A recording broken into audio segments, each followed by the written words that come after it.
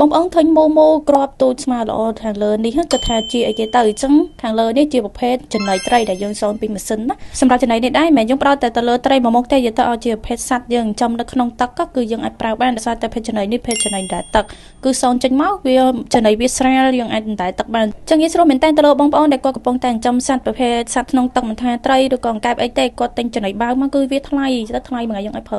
បើស្រះគាត់ធំត្រីគាត់ច្រើនយើងប្រើច្រើនបែបខ្លាំងអញ្ចឹងយើងចោះលុយទៅលើការ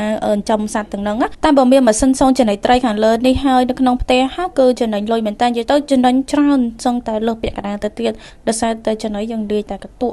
ទៅភេទកតុម៉ត់ហ្នឹងយើងដាក់លេចេញមកសូនចេញជាចំណីក្របដូចខាងលើនឹងអញ្ចឹងដាក់ឲ្យត្រីស៊ីគឺមានវីតាមីនល្អទៀតចំណីគឺបានធម្មជាតិយើងមើលឃើញយើងចង់ដាក់លេគេខ្លះគឺអាស្រ័យទៅលើយើងអ្នកចិញ្ចឹមផ្ទាល់អីដែលពិសេសពីម៉ាស៊ីនសូនចំណីត្រីនេះគឺវាមានទូបញ្ជាភ្លើងអញ្ចឹងទូបញ្ជានេះគឺសំខាន់មែនតើម៉ាស៊ីនទាំងមូលនេះគ្រប់គ្រងដោយទូបញ្ជាភ្លើងនេះយើងចង់បានក្របវែងខ្លីមូលប៉ុណ្ណាគឺអាស្រ័យទៅលើទូបញ្ជាភ្លើងនេះដែរបញ្ជាក់ផងដែរសម្រាប់ម៉ាស៊ីនសូនចំណីត្រីខាងលើនេះខ្នាត40មកយើងអាចសូនបាន70គីឡូអញ្ចឹងពពួកម៉ែបងប្អូនក៏មានតម្រូវការគឺអាចតាក់ទងមកខាងយើងបាន